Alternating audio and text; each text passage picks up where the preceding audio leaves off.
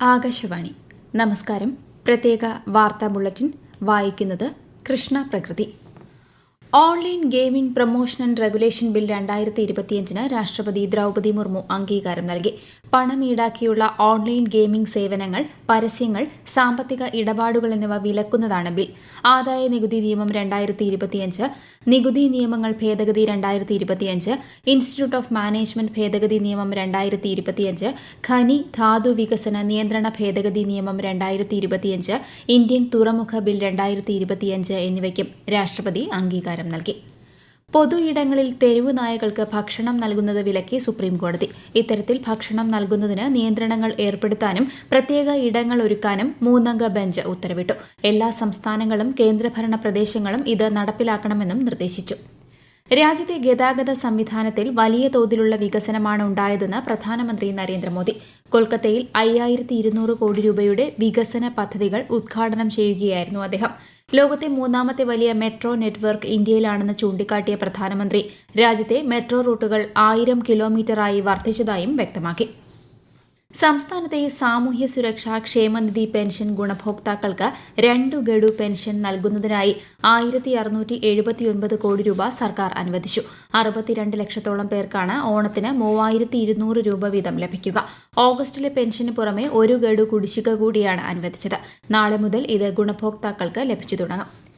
ഉപ്പുവെള്ളം കയറി വിളനാശം നേരിട്ട കുട്ടനാട്ടിലെ കർഷകരിൽ നിന്നും കൃഷിവകുപ്പ് നേരിട്ട് സംഭരിച്ച നെല്ലിന് സംഭരണ തുകയായി 1,17,00,000 അനുവദിച്ചതായി മന്ത്രി പി പ്രസാദ്. പതിരായ നെല്ല് സംഭരിക്കുന്നതിൽ മില്ലുകാർ വൻതോതിൽ കിഴിവ് ആവശ്യപ്പെടുകയും നെല്ല് സംഭരിക്കുന്നതിൽ വിമുഖത കാണിക്കുകയും ചെയ്ത സാഹചര്യത്തിലാണ് സർക്കാരിന്റെ ഇടപെടൽ. സംസ്ഥാനത്ത് വ്യാജ സൌന്ദര്യവർദ്ധക വസ്തുക്കൾ വിൽക്കുന്നവർക്കെതിരെ ശക്തമായ നടപടി സ്വീകരിക്കുമെന്ന് മന്ത്രി വീണ ജോർജ്.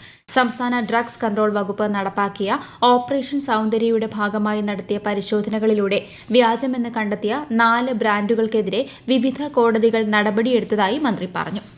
ശബരിമല തീർത്ഥാടകരുടെ സുരക്ഷയ്ക്കായി സാങ്കേതിക സമിതി രൂപീകരിക്കാൻ തയ്യാറാണെന്ന് KSEB കേരള ഹൈക്കോടതിയെ അറിയിച്ചു. ശബരിമലയിൽ കേരള വാട്ടർ അതോറിറ്റിയുടെ വാട്ടർ കിയോസ്കിൽ നിന്ന് വൈദ്യുതാഘാതമേറ്റ തീർത്ഥാടകൻ മരിച്ചതിനെ തുടർന്ന് ഹൈക്കോടതി സ്വമേധയാ ഫയൽ ചെയ്ത കേസ് പരിഗണിക്കവെയാണ് നിർദ്ദേശം മുന്നോട്ടുവച്ചത്.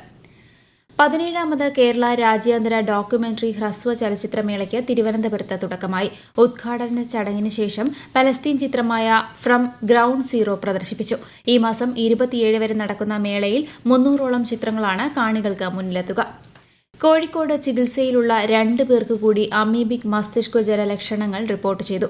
രോഗം ബാധിച്ച് മരിച്ച താമരശ്ശേരി സ്വദേശി 9-കാരിയുടെ 7 വയസ്സുള്ള സഹോദരനും ചേലമ്പ്ര സ്വദേശിയായ 59-കാരനുമാണ് അമീബിക് മസ്തിഷ്കജ്വര ലക്ഷണങ്ങളോടെ മെഡിക്കൽ കോളേജിൽ ചികിത്സയിലുള്ളത്. നിലവിൽ 3 പേർ കോഴിക്കോട് മെഡിക്കൽ കോളേജിൽ ചികിത്സയിലാണ്. തീപിടുത്തമുണ്ടായതിനെ തുടർന്ന് താൽക്കാലികമായി അടച്ചിട്ടിരുന്ന കോഴിക്കോട് മെഡിക്കൽ കോളേജ് PMSSY ബ്ലോക്കിലെ സർജിക്കൽ സൂപ്പർ സ്പെഷ്യാലിറ്റി അത്യാഹിത വിഭാഗം മറ്റന്നാൾ പ്രവർത്തനം പുനരാരംഭിക്കും. വാർഡുകൾ 27 പ്രവർത്തന സജ്ജമാകുമെന്നും ജില്ലാ കളക്ടർ സ്നേഹിൽ കുമാർ സിംഗ് അറിയിച്ചു. ഷൊർണൂർ നിലമ്പൂർ പാതയിൽ രാത്രികാല മെമു സർവീസ് നാളെ മുതൽ ആരംഭിക്കും. എറണാകുളം ഷൊർണൂർ മെമു ആണ് നിലമ്പൂരിലേക്ക് സർവീസ് നീട്ടുന്നത്. ഷൊർണൂരിൽ നിന്ന് രാത്രി 8:35 നിലമ്പൂരിലേക്ക് ആദ്യ സർവീസ്. അന്തരിച്ച ഇടുക്കി പീരുമേട് MLA വാഴൂർ സോമന് വിട നൽകി നാട്. അദ്ദേഹത്തിന്റെ ഭൌതികദേഹം ഔദ്യോഗിക ബഹുമതികളോടെ പാമ്പനാർ സ്മൃതി മണ്ഡപത്തിൽ സംസ്കരിച്ചു. മന്ത്രിമാരുൾപ്പെടെ നിരവധി പേർ അന്ത്യാഞ്ജലി അർപ്പിച്ചു. KCLൽ ആലപ്പി റിപ്പിൾസിനെതിരെ തൃശൂർ ടൈറ്റൻസിന് 7 വിക്കറ്റ് ജയം. റിപ്പിൾസ് ഉയർത്തിയ 152 റൺസ് വിജയലക്ഷ്യം 16.3 ഓവറിൽ 3 വിക്കറ്റ് നഷ്ടത്തിൽ ടൈറ്റൻസ് മറികടക്കുകയായിരുന്നു. ഇന്നത്തെ 2ാമത്തെ മത്സരത്തിൽ കൊല്ലം സെയിലേഴ്സിനെതിരെ ടോസ് നേടിയ ട്രിവാൻഡ്രം റോയൽസ് ഫീൽഡിംഗ് തിരഞ്ഞെടുത്തു. ഇടുക്കി കഞ്ഞിക്കുഴി പഞ്ചായത്തിൽ ആഫ്രിക്കൻ പന്നിപ്പനി സ്ഥിരീകരിച്ചു. പഞ്ചായത്തിലെ 1ാം വാർഡിൽപ്പെട്ട ഫാമുകളിലാണ് രോഗലക്ഷണങ്ങളോടെ പന്നികൾ ചത്തത്. ഇതിനെ തുടർന്ന് പ്രദേശത്ത് നിയന്ത്രണം ഏർപ്പെടുത്തി ജില്ലാ കളക്ടർ ഉത്തരവിറക്കി. തിരുവനന്തപുരം ചുള്ളിമാനൂർ പൊന്മുടി റോഡിൽ തൊളിക്കോട് ജംഗ്ഷനിൽ മഴവെള്ളം കെട്ടിനിൽക്കുന്നത് ഒഴിവാക്കണമെന്ന് മനുഷ്യാവകാശ കമ്മീഷൻ നിർദ്ദേശിച്ചു.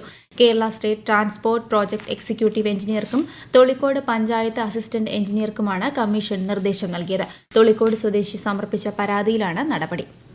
സംസ്ഥാനത്തെ 2 ആരോഗ്യ സ്ഥാപനങ്ങൾക്ക് കൂടി ദേശീയ ഗുണനിലവാര അംഗീകാരങ്ങൾ ലഭിച്ചതായി മന്ത്രി വീണ ജോർജ്. ഫോർട്ട് കൊച്ചി, വൈക്കം താലൂക്ക് ആശുപത്രികൾക്കാണ് NQAS അംഗീകാരം ലഭിച്ചത്. ഇതോടെ സംസ്ഥാനത്ത് NQAS അംഗീകാരം ലഭിച്ച ആരോഗ്യ സ്ഥാപനങ്ങളുടെ എണ്ണം 255ആയി. പ്രത്യേക വാർത്താ ബുള്ളറ്റിൻ കഴിഞ്ഞു. അടുത്ത വാർത്താ പ്രക്ഷേപണം നാളെ രാവിലെ 6:45.